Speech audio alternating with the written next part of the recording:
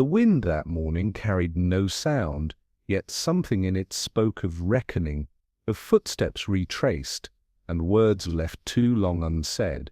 In certain houses, silence is not peace, but memory holding its breath. Where in the world are you listening from, and what time is it there? Let me know in the comments. A single telegram arrived too late, or perhaps precisely when it was meant to. Let's begin the story. Brackham Court, once the ancestral seat of the Brackham line and now requisitioned by the Ministry of Information, stirred slowly beneath a mantle of late autumn fog. The stone balustrades, already dulled by age and war economy, looked ghostly under the milky light, and the gravel paths muffled footfalls in a way that encouraged discretion. Within its corridors, purpose had replaced comfort. Civil servants in soft-soled shoes passed each other without greeting, nodding briefly, faces turned towards their memoranda. The morning bell had rung precisely at 8. Breakfast was served on porcelain stamped with the faded crest of the original owners, a sword and a crow, but no one remarked on the irony. The great clock in the central hallway, a relic untouched even by war, chimed once, then faltered. No one paused to mark the inconsistency. In the East Wing, where senior staff resided, silence prevailed.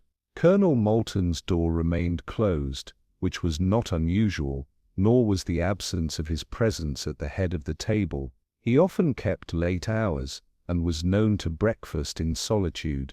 Yet among the staff, secretaries, military attachés in civilian clothing, there was an unease so subtle it required no words, the kind of unease born not from action, but from its absence. Only Mrs. Calthorpe, the long-serving housekeeper, seemed immune. She moved with deliberate calm through the hallways, her keys rattling faintly at her waist, but even she glanced once, and then again toward the east corridor as she passed. The post was late, but something else, some unspoken chord in the atmosphere, was already broken.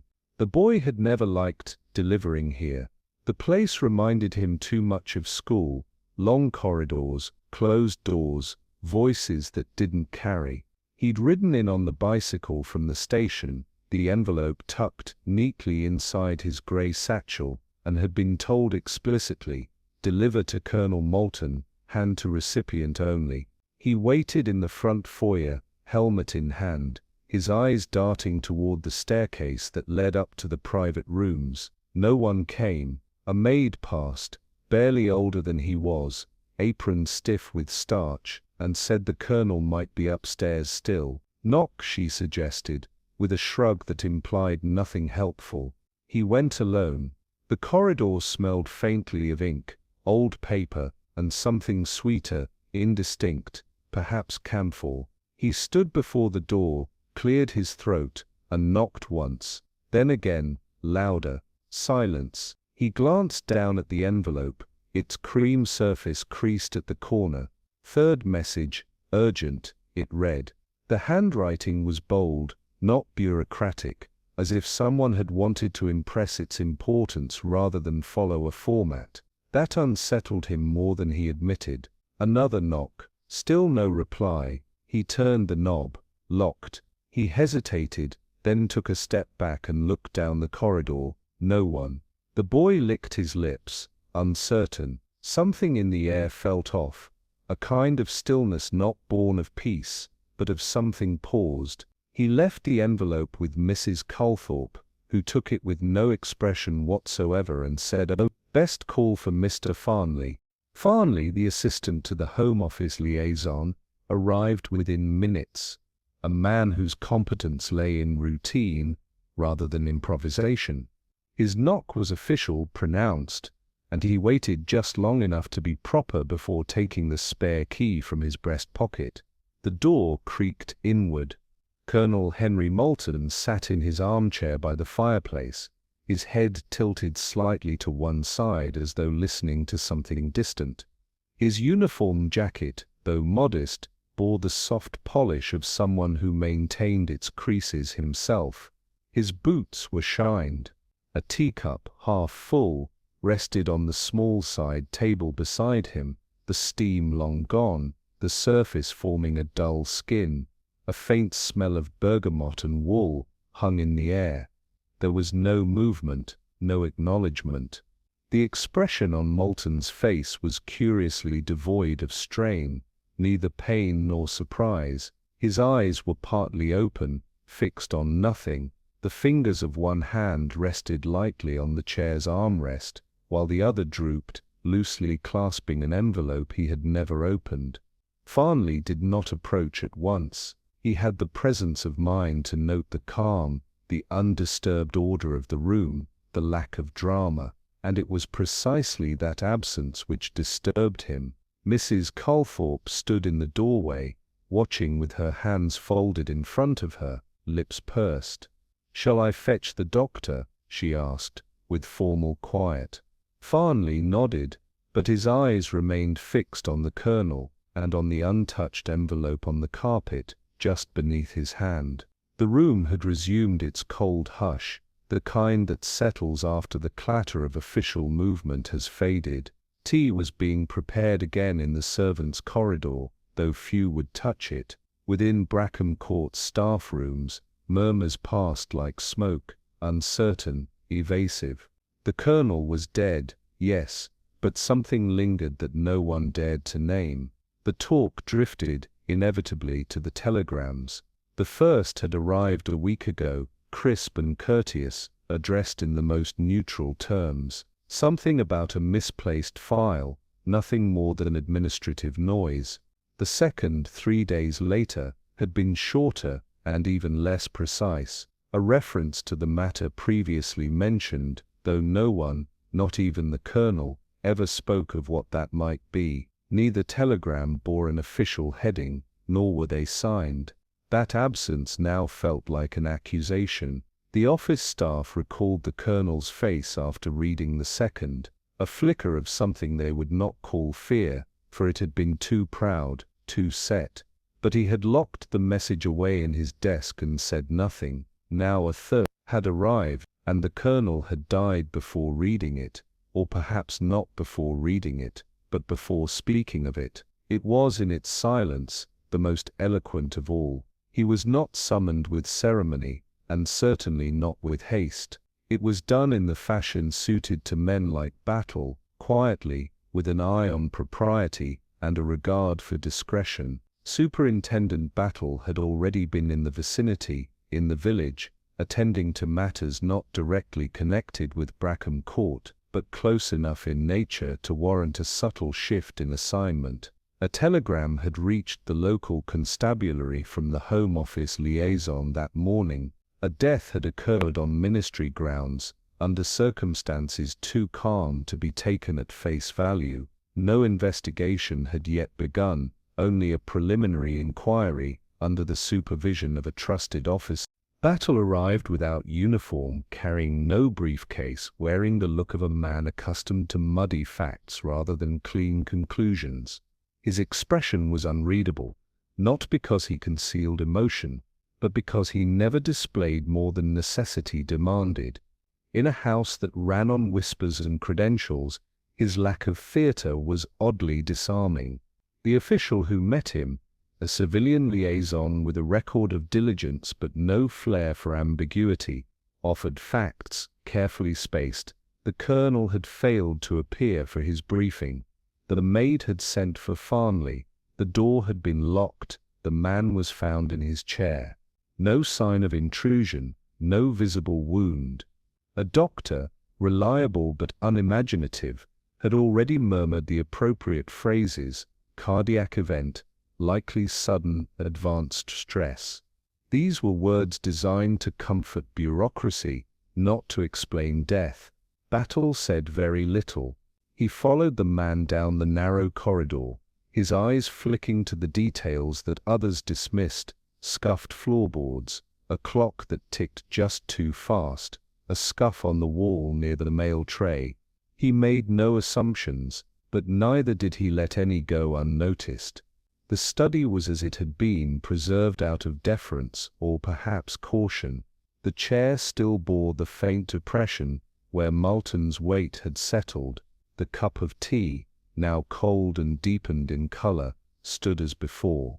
A letter opener, unused, lay to the left of the blotter, and the fireplace held the remains of a small fire that had not been rekindled since the previous evening. Battle moved slowly, with the courtesy of someone walking through another man's mind. He examined the positioning of the furniture first. Nothing had been dragged, nothing tampered with, and yet the colonel's body, now removed by the necessary parties, had been found in a posture too precise. Not collapsed, but arranged. Not startled, but resigned. Battle's attention settled briefly on the rug. A thread caught at the corner, not from violence, but from motion, a subtle shift, as if a chair had been moved minutely and then replaced. On the desk, papers were neatly stacked, yet beneath the blotter, half concealed, lay a crease in the leather, a mark where a second telegram had once rested. The room had the look of compliance, not chaos, and in such rooms, Battle knew, death was rarely accidental. There was a long stillness that followed, not of idleness, but of contemplation. Others spoke in the hallway, physicians with practiced tones, clerks with theories, but within the study, Battle remained quiet. He stood near the hearth, eyes narrowed at the faint soot pattern along the grate's lip. A message had been destroyed there recently, not thoroughly, not by someone skilled in erasure, but by someone intent on secrecy. The air still held the scent of paper charred too quickly. He turned, walking once more past the window, where the fog had not yet lifted. The light filtered through, soft and diffused, the color of pewter. On the windowsill sat a pair of gloves, meticulously folded. Moulton had always been precise, but this kind of precision, Battle thought, had become excessive. He did not trust appearances, he trusted rhythm, the way a man moved through his morning, the minor disruptions that betrayed discomfort. There was something about this death that fit too neatly into its surroundings. No struggle, no intrusion, no witnesses. But Battle had long ago learned that violence did not always require noise. Sometimes, guilt alone could arrange a death. And somewhere in this room, he sensed not a killer, but a choice that had waited too long to be named. The corridors of Brackham Court were built for ceremony, not for secrecy.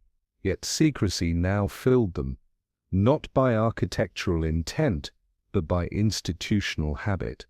Battle moved through the long passageways with the patient ease of a man who listened more than he spoke. The hush of the place was not reverent but burdened, the sort of silence that comes not from calm but from carefulness. Shoes clicked softly over parquet flooring, heels lifted slightly, so as not to echo too loudly, voices pitched low enough to carry only to the intended ear. Brackham Court was a house that no longer belonged to anyone, and everyone who occupied it walked as though trespassing. Battle paused before a tapestry, something medieval and grand, now faded, and considered the arrangement of the staff offices. Each door bore a brass nameplate, slightly dulled by wartime neglect. At intervals, a figure would pass, nod with mechanical courtesy, and disappear again.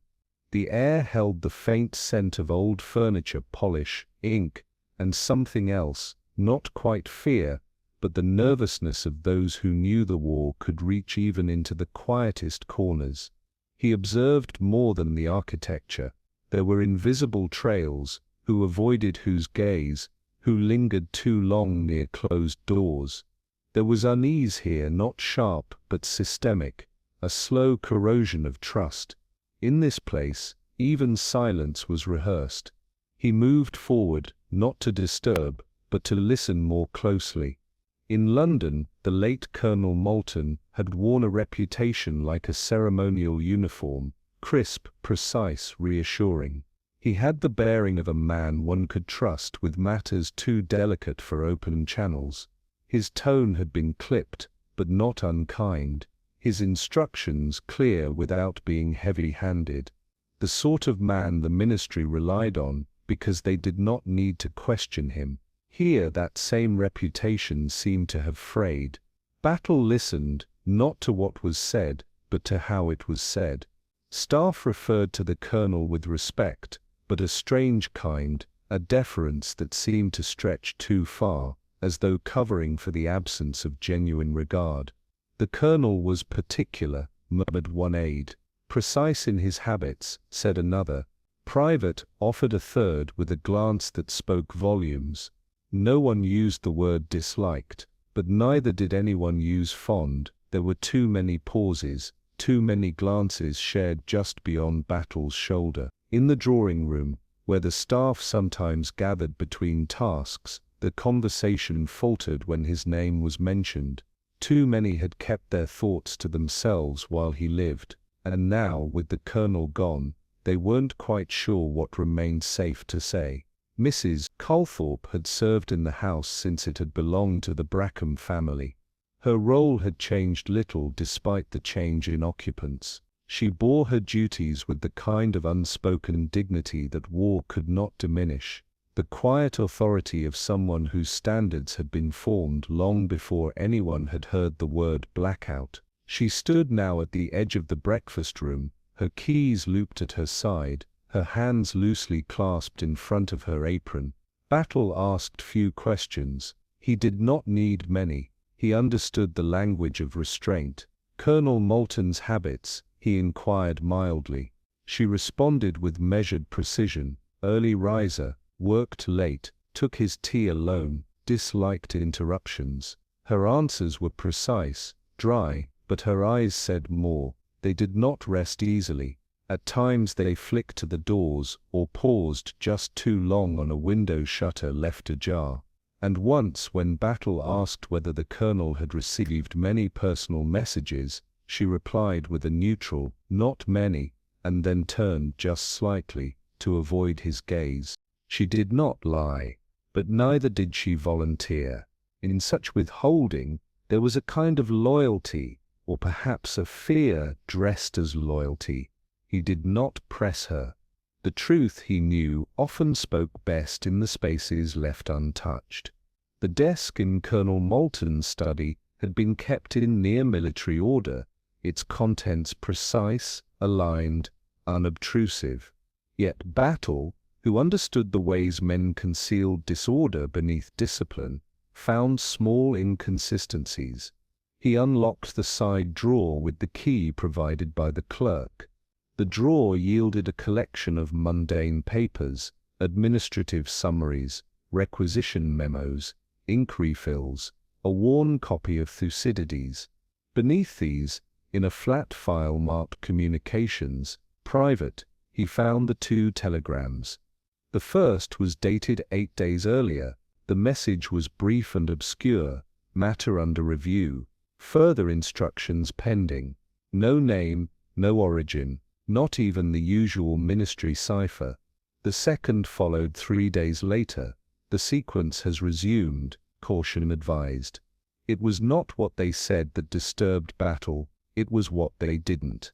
The messages conveyed nothing of value in their words, but they had been folded carefully, placed deliberately in a leather folder, and preserved. That, in itself, was the clue. He noted the absence of the third. That absence was not a misplacement. It was, in its deliberate silence, a statement. The fire had long since died, though the ash was still loosely packed, disturbed by no fresh fuel. Battle crouched beside the hearth, eyes narrowed. Among the grey dust, a curl of paper retained a slight edge. He reached for it with a blunt-fingered hand, brushing gently through the cooled embers. The fragment was scorched, but not consumed. A partial telegram, the text too incomplete to read, but enough remained to identify the same paper stock, the same peculiar fold. The corner had blackened at the edge, but not fully charred. A hurried burning, not a careful one. Someone had tried to destroy the third message. Why? Not because of its content, or not entirely, but because of what it represented. This telegram, Battle thought, had crossed a line. It had not been ignored, as the first two had. It had not been filed, folded, or preserved. It had been feared, and someone had tried, belatedly, to make it vanish. That attempt was telling, and clumsy. It had been done in solitude, late at night perhaps, not by a trained hand, but by someone with more conscience than confidence. Dr. Ames had been precise in his wording. No cause for alarm, no suspicious trauma. Heart failure, likely sudden, consistent with age and strain. But Battle, standing once more in the study, now without even the body to observe, remained unconvinced. It was not that he distrusted the medical opinion, rather he distrusted the conditions under which it had been so quickly accepted. There was no sign of struggle, true, no overturned chair, no mark on the wrist, no shattered glass, and yet Battle had seen too many clean deaths, too many rooms where nothing was wrong, except the atmosphere. The Colonel had not cried out, he had not reached for assistance, he had, it seemed, simply sat down, sipped his tea, and died. But even death has a rhythm. This one had arrived too neatly, too silently. He recalled the untouched gloves, the faint scent of char, the positioning of the teacup. None of these spoke with clarity, but together they whispered of a man who had seen something he had not expected, something that did not kill him with violence, but with knowledge. And knowledge, when buried long enough, can kill just as surely. The room assigned to Major Llewellyn was austere in a way that did not speak of necessity, but of preference. The furniture was standard issue, plain desk, narrow bed, a single shelf for books, but it bore the marks of deliberate arrangement. Everything had its place, as though the man who lived there had once known chaos too intimately to permit its return. Llewellyn stood when Battle entered, offered a crisp nod, and gestured, without warmth, to the chair opposite. "I imagine," he said without preamble, "you've come to ask about the Colonel." His tone was correct, but no more than that. A man whose obedience was bone deep, but who no longer believed in the system to which he bowed. His moustache was clipped, his jacket pressed, but the eyes above were lined not from age, but from tired contempt. Not the rage of youth, but the settled bitterness of a man who had been passed over too many times by men who smiled too broadly. "I hadn't much use for the man," he said bluntly. "He was clever in the way desk men are clever, forms and protocols, silences filed in triplicate. The sort who believes war is won by filing cabinets." Battle said nothing, only let the silence stretch, as was his way. Llewellyn continued, tone dry, "But no, I had no quarrel, not one that would interest your department.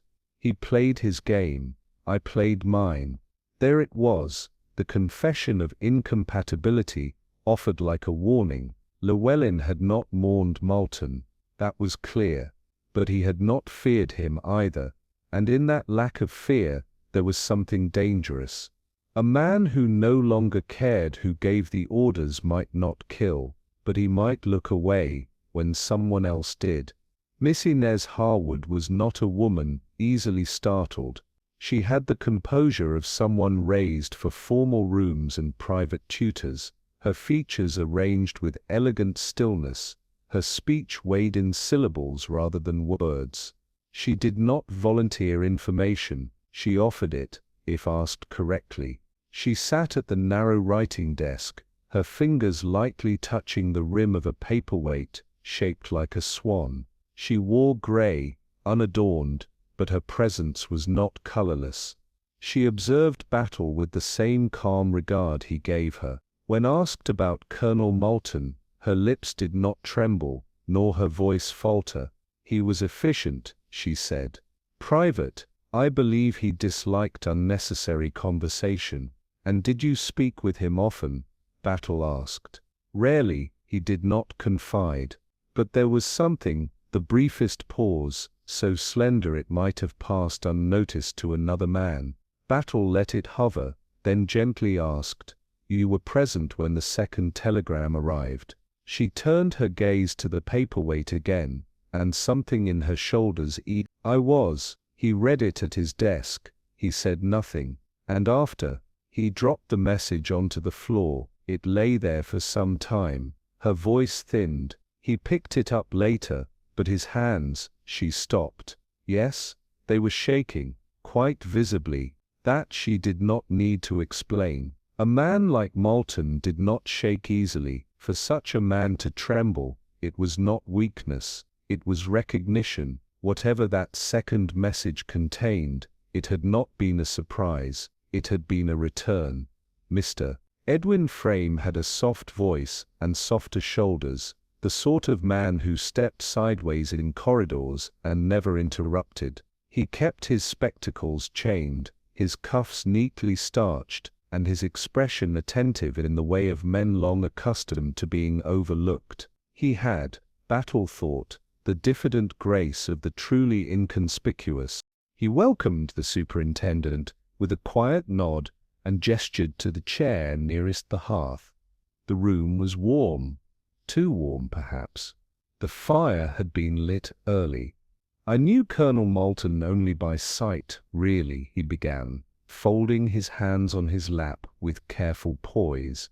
"My work rarely intersected with his." Battle said nothing, merely opened his notebook to a blank page. "I was on filing detail most of last week. Correspondence archives. A dull task, though one appreciates order in such times." Battle inquired gently whether he had seen the telegrams. "Not directly," Frame replied. "I heard mention of them, but only in passing." But it was the way he spoke, the precise tone, the rhythmic pacing of his sentences. Not careless, not overly cautious either. Crafted. Framed, so to speak, like one of his documents. Accurate, unremarkable, and quietly evasive. Battle noted a single drop of sweat that had formed along Frame's temple. Odd in such a temperate room, unless the fire had been built not for comfort, but to destroy something. The man was not lying, not exactly, but his memory was too neat, too prepared, like a witness who'd rehearsed the truth until it no longer breathed. And that to Battle was more revealing than a lie. The hearth in Colonel Moulton's study had long since cooled, but its silence was not lifeless. Superintendent Battle stood before it once more, not with the haste of a man hoping to discover, but with the quiet resolve of one who knew something had already been missed. Ash had shifted slightly since his last visit, though no one had confessed to relighting the fire. Still, the residue held a story, one of panic and concealment. He crouched without sound, thick fingers moving through the grey remains, as gently as if sifting earth at a burial.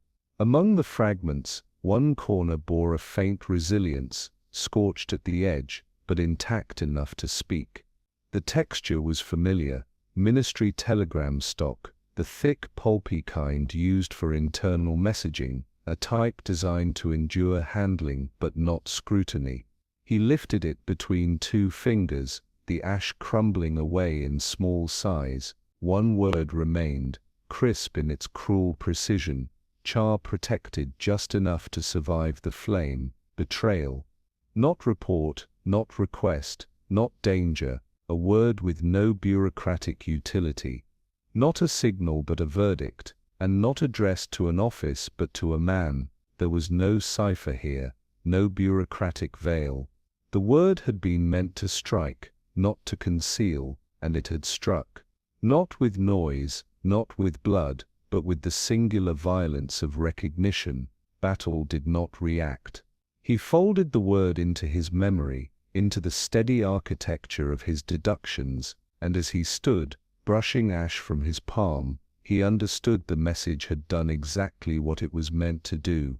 The sound of shoes on polished floors echoed differently at Brackham Court now. Battle moved with deliberate pace, pausing at corners, standing in doorways without knocking, letting the silence accumulate around him like a second skin. It was not merely reticence that hung in the air, it was the cultivated discretion of an institution that trafficked in omissions. Secrets were not hidden here. They were simply unmentioned. 2 clerks passed him near the second-floor landing, one nodding too quickly, the other looking away. A third, a typist, offered him tea, unasked. Hospitality, perhaps, or misdirection. He paused at a window overlooking the gravelled courtyard. Someone had swept recently. The tracks of one bicycle remained, traced cleanly to the door. The boy who had delivered the telegram had not lingered. Behind him, voices murmured in the cloakroom, only to fall still as he approached. In the parlour, papers were rustled more than necessary. The radio, never turned loud, remained just above a whisper. This was not the quiet of morning. It was something older, deeper, the hush of collective knowing. And the sound that grew loudest in such places was not speech, but the effort of avoiding it. Battle listened. He listened not to words but to what filled their absence. He had long understood that there were messages written to warn, and others written to destroy. This one had not asked for aid, it had not alerted, it had accused. In the stillness of the Colonel's study, now his temporary sanctuary, Battle sat before the desk where Moulton had last composed whatever thoughts remained to him. There was no paper in the waste bin, no pen inked with fresh words. Moulton had not replied. He had received the message, betrayal, and sat with it. The act of burning had not been immediate. The telegram had not been discarded in haste. There had been time, perhaps a minute, perhaps more, between reading and flame. Time for memory to return, for the shape of an old sin to rise and stretch in the silence. Battle allowed the thought to settle. What guilt compels a man not to confess, but to collapse? He traced the edges of the Colonel's life as others described it. Orderly, reticent, admired by superiors, disliked by peers. A man of form. Yet even form can crack. What kind of memory, he asked himself, pierces through habit and uniform, and who would know where to aim?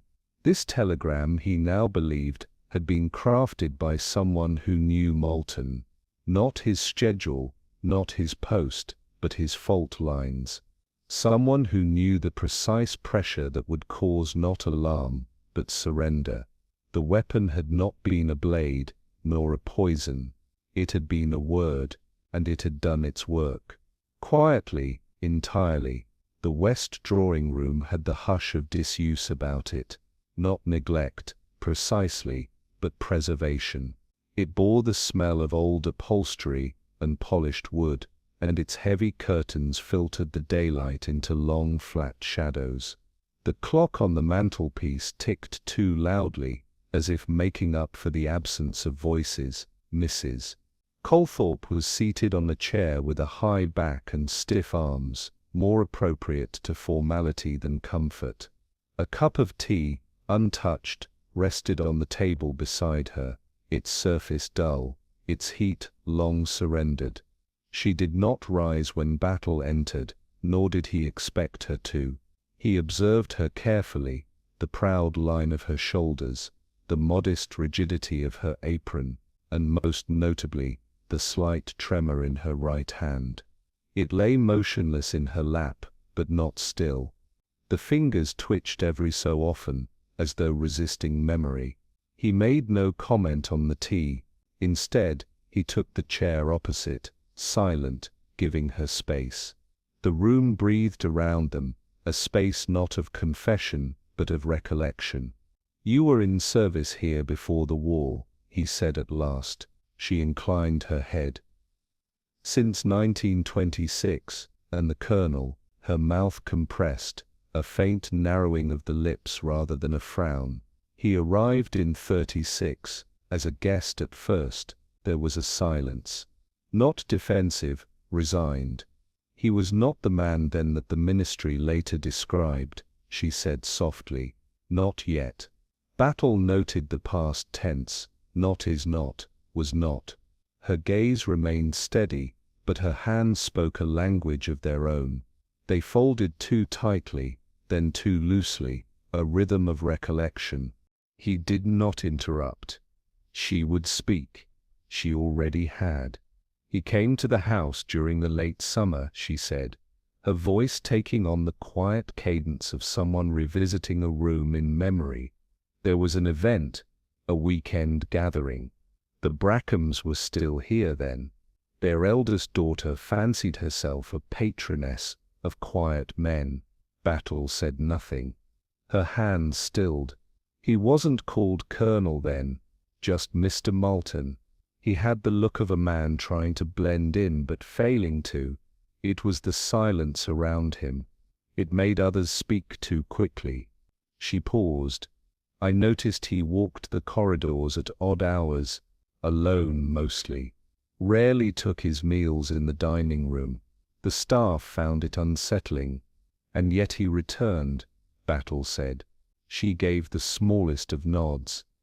He did, several times in fact. And then, he stayed.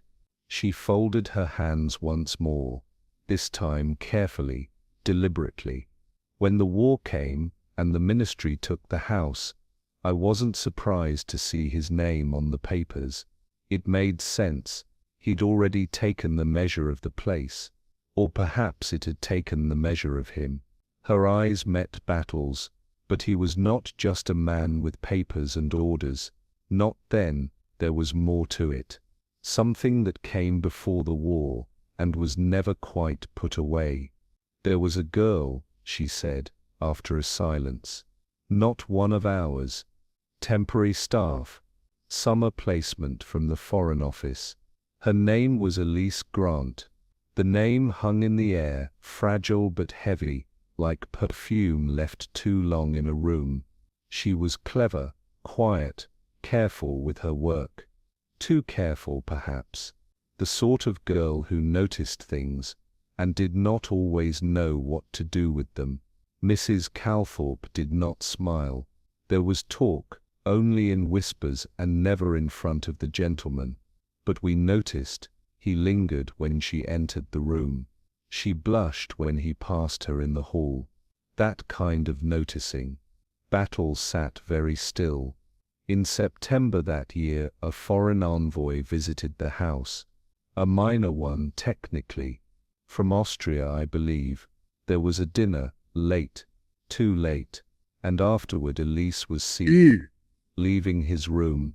She was not the kind of girl to make scenes. And what followed?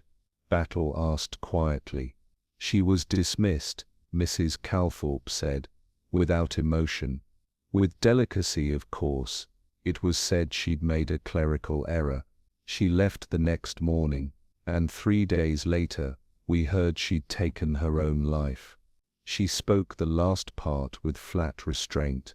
But Battle noticed the way her hand moved toward the cold teacup, then withdrew again. No one spoke of it. Not officially, not even unofficially. After a while, she disappeared the way quiet girls do when powerful men forget them. She turned her head slightly toward the shuttered window. He never spoke her name again. Not once. She said it without prompt. The night before he died, I heard voices in the colonel's study. Battle raised his eyes but said nothing. The silence did the asking. It was after 11.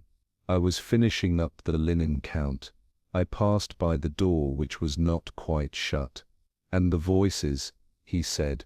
She looked down. His certainly. The other, it was too soft. Uncertain. A woman perhaps, or a man who didn't wish to be overheard. She folded her arms slowly, not defensively, but as one steels against cold. I only caught 2 phrases. The first was his, "You have no right." He sounded tired, not angry, tired. The other voice replied, something like, "You owe it to her." Battle nodded faintly. The phrasing was too precise to be invented. She had remembered it often. She had remembered it because it mattered. "I didn't linger," she said. "Some things are not for hearing." He waited. She did not elaborate. She would not. But in the hall, on her return to her quarters, she would have walked more slowly than usual. Not for curiosity, but for weight. He asked the question without harshness. "Do you know who the second voice belonged to?" She did not blink. Yes, but that was all. Battle waited, as he always did, with that gentle, persistent patience that made others fidget. Her eyes did not shift. They remained fixed just above his shoulder, not evasive, but deliberate. Her face was composed, her tone unchanged. "I will not give the name, even now?" he asked. "Especially now," she said. There was no defiance in it, no fear, only a quiet finality, the kind one hears in church when the final hymn has ended, and all that remains is silence. She spoke, or he, out of pain, but not hate, not violence.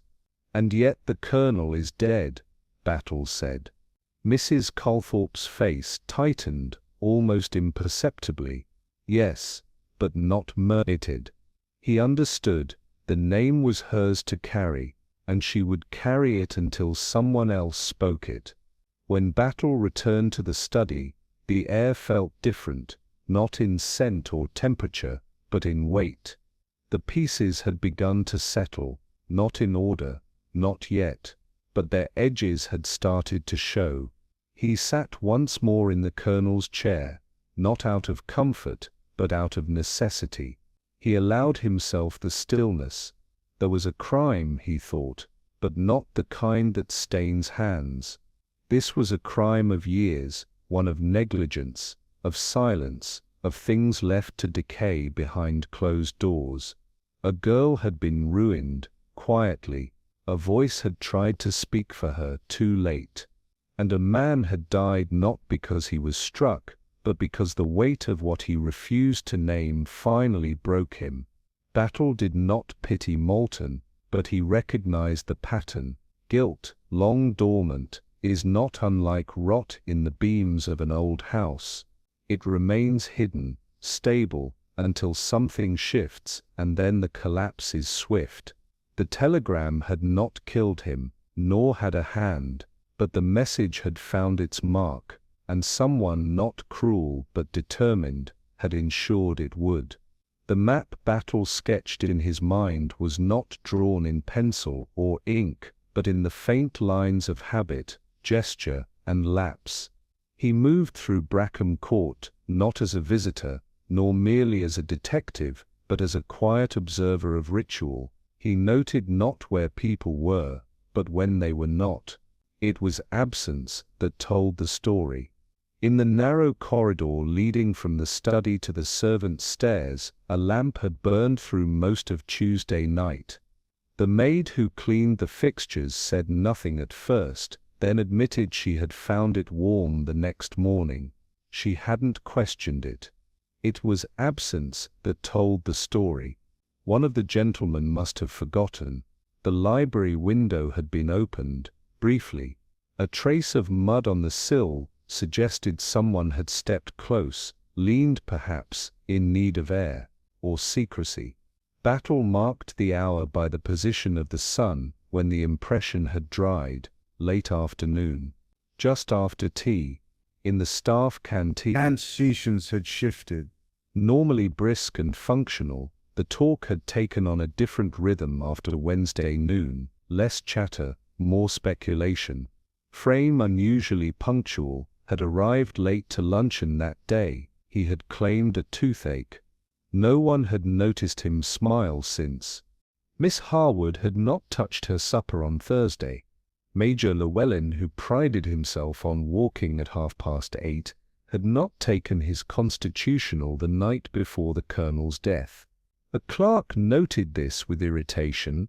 The path had been clear, and he preferred the major's schedule to be predictable. A pattern emerged, not of presence, but of hesitation. The house had paused, not in mourning, but in anticipation. Something had come before death, and the corridors had felt it. Whether they admitted it or not, the discrepancy lay not in the telegram itself, but in its timing.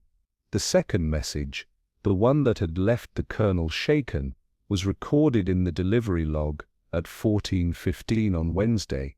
A minor clerk had entered it without thought, assuming procedure was being followed. But the wire register kept by the telegraph office 3 villages over bore a transmission stamp from shortly after 11 that same morning, 3 hours unaccounted for. Battle noted the detail without comment. He returned to the message, rereading its innocuous phrase, "The sequence has resumed. Caution advised." The language was bland, but the implication was not. Someone had altered the timeline, not the words, but the hour. Someone had seen it before it reached its recipient. The delivery boy, a lad of 17, confirmed he had handed the telegram not to the colonel but to Miss Harwood. She had met him in the hallway and taken it with a nod. "He's resting," she had said, not unkindly. The message had reached the colonel eventually, that much was clear. But the delay had not been mechanical. It had been human. Battle filed the observation away, not as evidence, but as intent. Delay changes meaning. It shifts urgency into suggestion. Whoever handled the telegram first had made a decision, not of content, but of timing. That, too, is a form of authorship. It was not easy to ask the question directly. Battle did not. He asked instead how telegrams were routed within the house, who signed for them, where they were placed if a recipient was not immediately available. These were procedural queries, and they received procedural replies. But beneath the answers, the nods, the half-smiles, the polite deference to routine, something small moved, hesitant.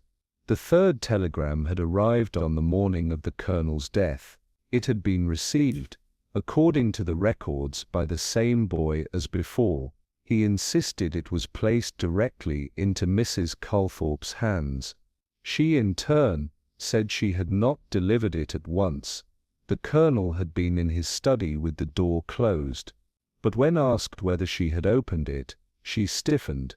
Of course not. Battle did not pursue the contradiction. Instead, he asked who else had been in the corridor that morning. Miss Harwood, again, and Mr. Frame, on a filing errand. Someone had seen the telegram before it reached the colonel. Not read it, perhaps, but sensed its meaning. The envelope had been left unsealed. That was known. Its seal had curled from damp, or heat, or careless storage. A word glimpsed through a half-folded page is still a word. Betrayal needs no context to strike. One among them had read it, and in doing so, had chosen not to intercept, but to allow, to let the message complete its course. A choice not of delivery, but of consequence, and in that moment, the telegram became not a warning, but a test. The confession came not with drama, but with the careful folding of a paperclip. Frame sat opposite Battle at a narrow writing table, the room modest, unadorned, the kind where trivial things took on disproportionate weight. He did not fidget. That would have been too honest. Instead, his hands performed small, unnecessary tasks, aligning a fountain pen, adjusting the lapel of his cardigan, smoothing the corner of a folder already straight. "I did amend the register," he said, after a long pause. "But not in the way you might think." Battle said nothing. That silence had its own gravity. I saw the second telegram when it arrived. Not the contents, of course, but I recognized the envelope. Private correspondence, not departmental. I knew it would unsettle him. Frame glanced toward the fire, unlit and cold. Later, when they asked me to confirm the time of delivery, I moved it forward.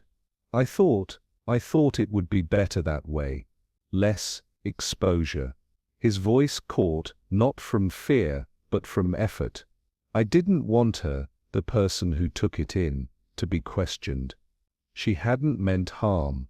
He did not say the name. He didn't need to. The omission was purposeful. It was an error, he added quietly, but not a lie. Battle regarded him a moment longer. There was guilt, yes, but not for the action, for the effect. Frame had sought to protect, but the thing he feared most, implication, had already begun its slow circling. It began in the margins, the way she signed her name with less pressure, the slight hesitation before responding to minor queries. Miss Harwood had always been efficient, the model of self-command, but that efficiency had acquired an edge, a quiet fraying at the corners. Battle noticed it without outward remark. He did not need confirmation. The body often speaks what the mouth will not. On Thursday morning, she wore gloves indoors. On Friday she arrived early, unnecessarily so. Her smile was slower in forming, her gaze more distant.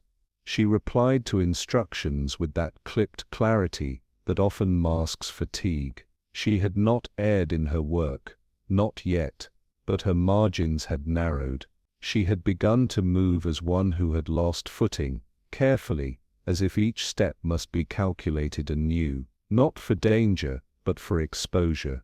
In conversation, she asked a question twice, not a significant one, a matter of document roting, but it was unlike her. Frame glanced up when it happened, but said nothing. Miss Harwood did not meet his eye. Battle walked past her desk later, pausing just long enough to observe the half-written sentence on the page. The sequence has nothing more. She had blotted it out quickly, but not before he had seen. Some confessions are not spoken aloud. They arrive in gestures, in the tremor of a hand where once there was stillness, in the silence between two colleagues who once shared quiet trust. Something in her had turned inward, and something equally deliberate was being prepared for release. There was a point in most investigations when the evidence ceased to speak of what had happened, and began instead to whisper why. Battle recognized that point not by facts, but by feeling. The shift in atmosphere when a room grew too orderly, when people stopped trying to deny, and started to forget. He stood once more in the Colonel's study, alone now. The fire burned down, the desk untouched since the man's death. The telegrams had been filed, the ashes catalogued, the testimonies recorded. Yet what lingered was not procedural, it was moral. The first two messages had arrived without signature. The third, with none required. Betrayal. It was a word designed not to warn, but to wound, not to inform, but to remind.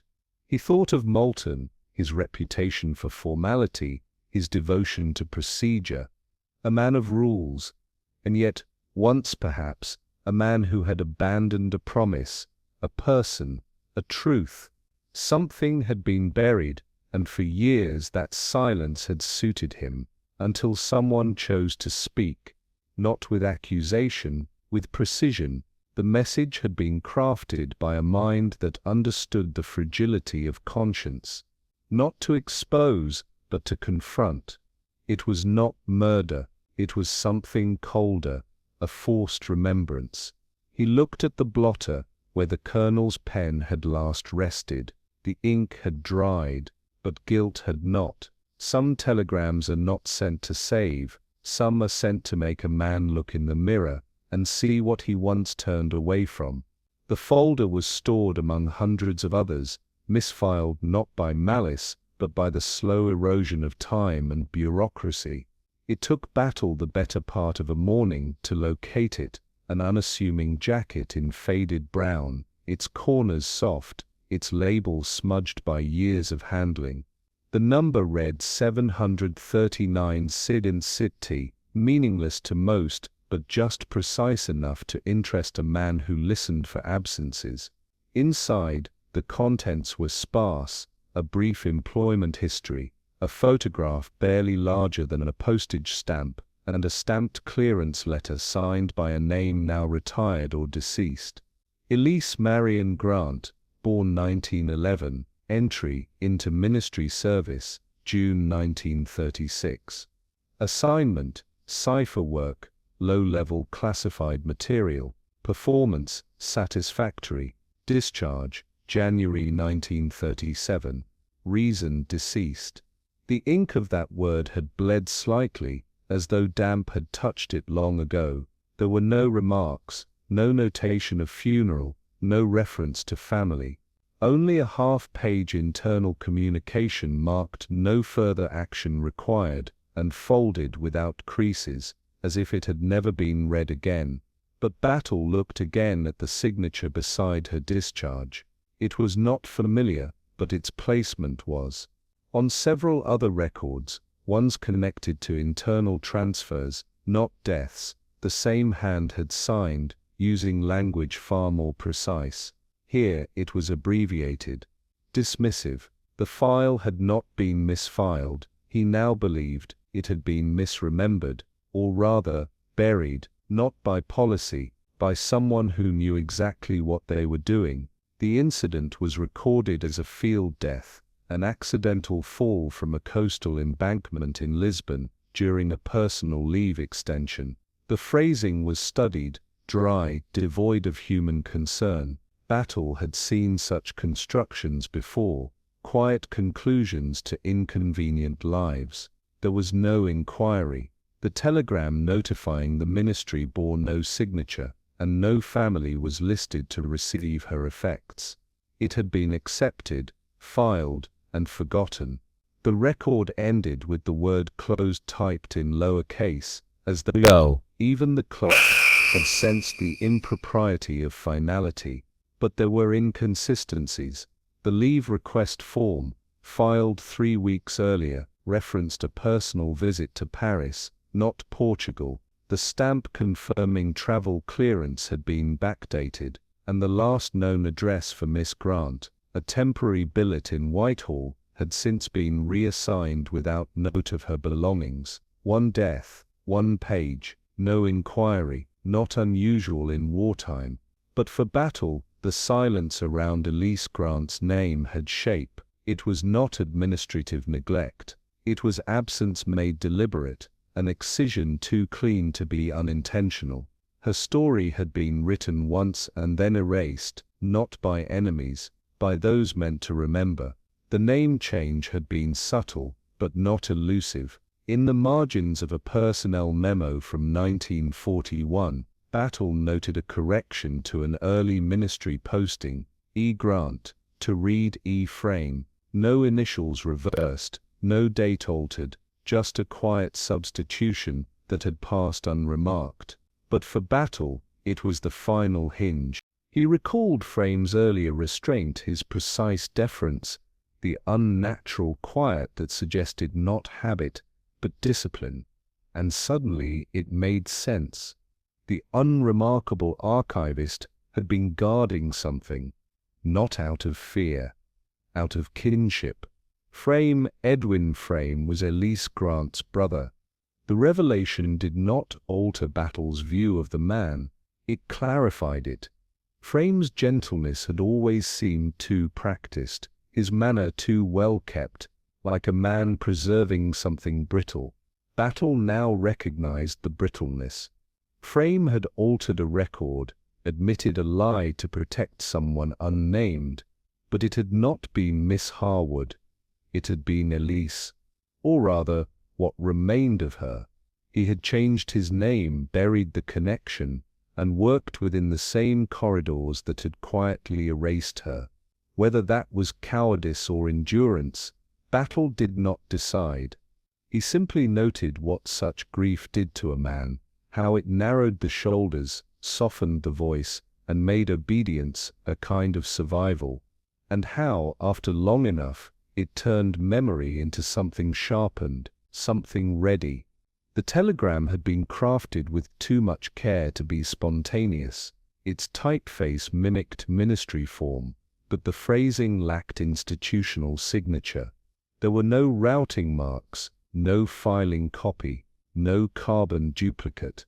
The paper was correct, but the spacing was not. It was the kind of forgery made by someone who had worked among the real ones for years, someone who knew what to mimic and what to omit. Battle now believed the third message had not come from any known office. It had come from inside the house. The urgency was false. The seal, never truly secure. It had been slipped into the delivery stream, passed to the boy without suspicion. Its purpose had never been to alert, it had been to disturb. The word betrayal, isolated, burned, had not been a warning to the colonel, it had been a mirror. Someone had known exactly what guilt would do to him, not panic him, not destroy him in spectacle, but draw out what he had buried. The message had been a reckoning, a deliberate resurrection of Elise Grant, and her death, long dismissed, had returned, not as accusation but as consequence.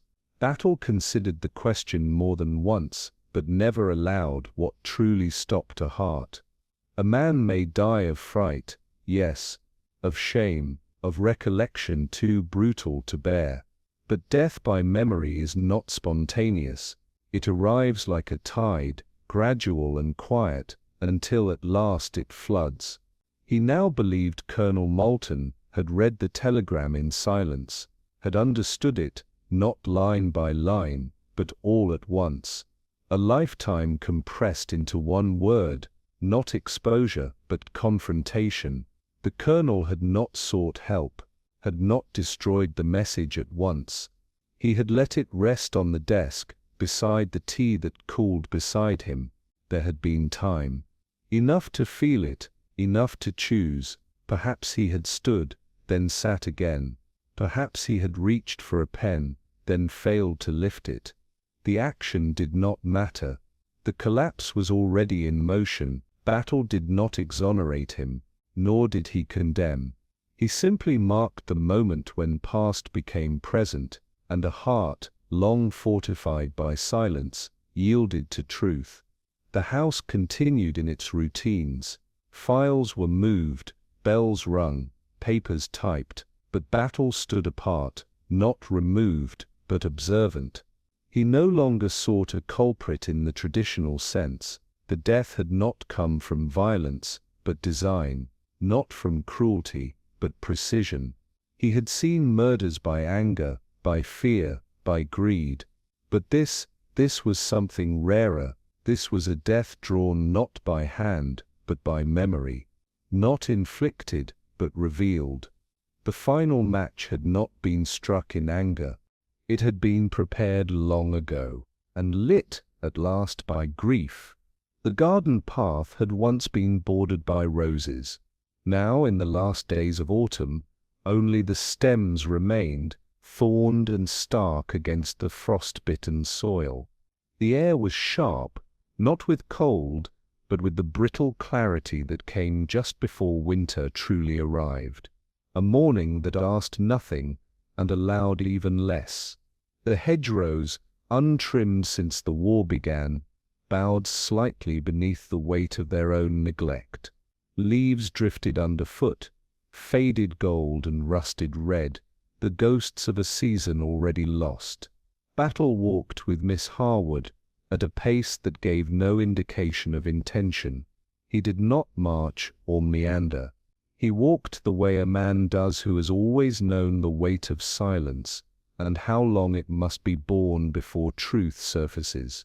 She matched his stride precisely, hands clasped before her, the tilt of her head unreadable.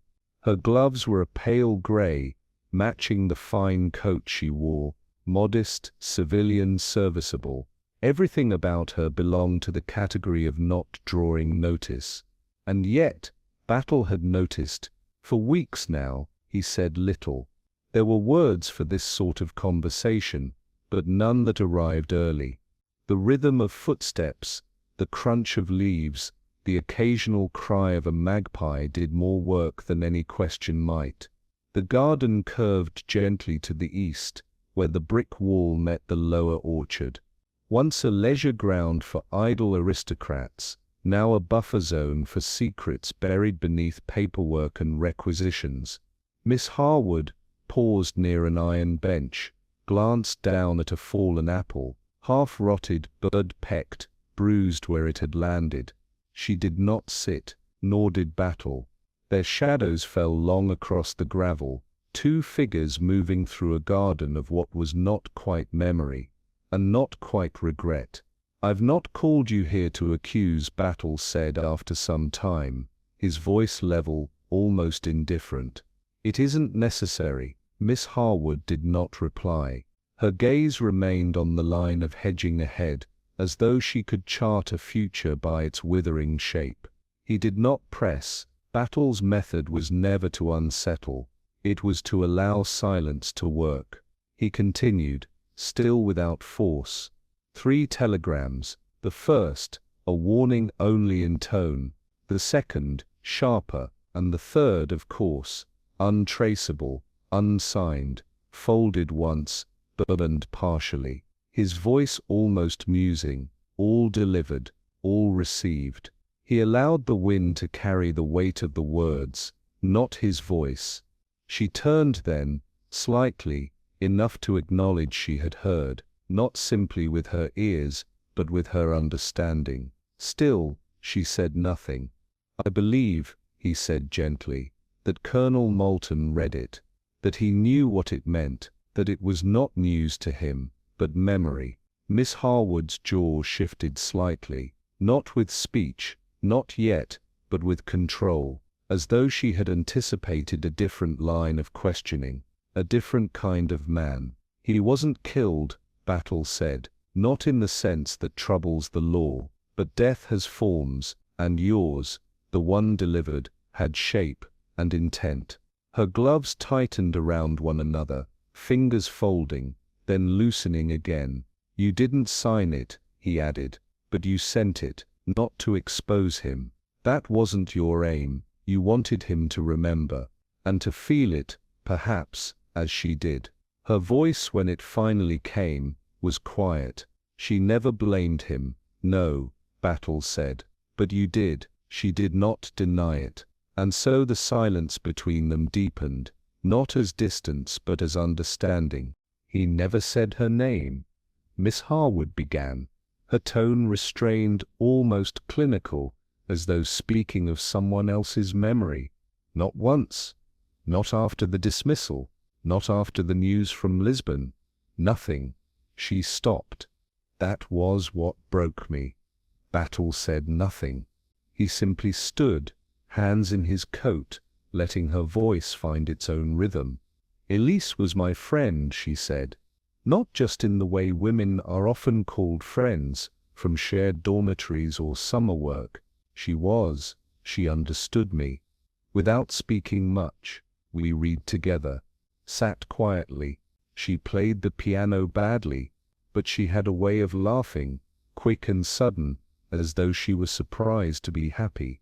The smile that passed over Miss Harwood's lips was brief, sorrowful, entirely unguarded. She confided in me, not everything, just enough." He'd led her to believe there was a future, not a promise, but a shape. And when the scandal came, he stepped back, quietly, without confrontation, as only men of his rank and position can afford to do. Battle inclined his head.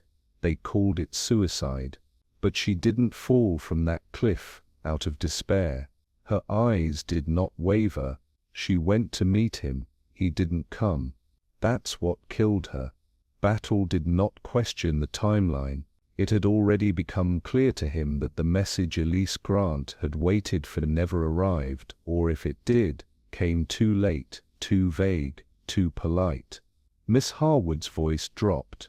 She had one request, that if he ever rose in office, if he ever became the kind of man others followed, someone should remind him who he left behind. Her gloved hand touched the edge of her coat.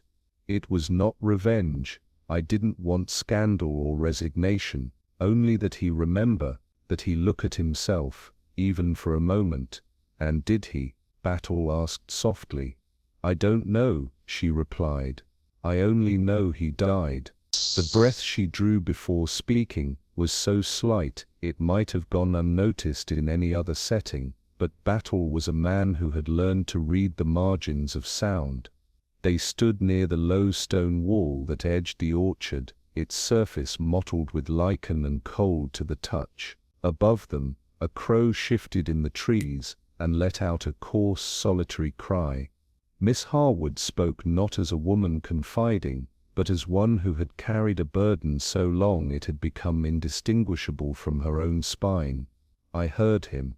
Her voice was steady, though stripped of ornament, a statement, not a revelation.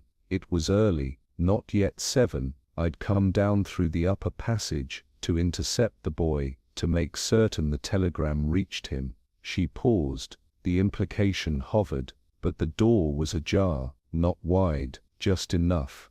Battle did not move. His presence, always subdued, had now become part of the stillness. He was seated at the desk. The telegram had fallen to the floor. He was trying to speak, or breathe.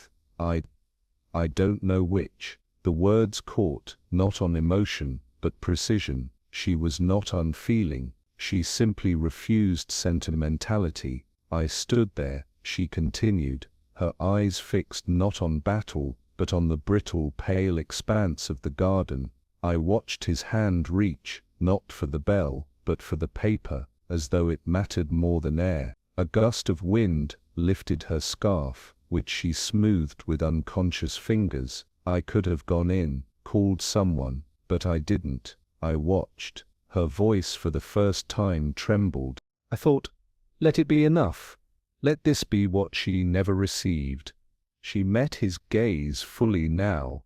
There was no apology in her eyes, only the hollow clarity of one who had judged and acted, not rashly, but with private ceremony. Battle inclined his head. No more than that. He understood the silence that had grown behind her words. The door had not merely been left open that morning, it had remained open long before that, from the moment Elise Grant had walked out of it alone. He did not interrupt her departure.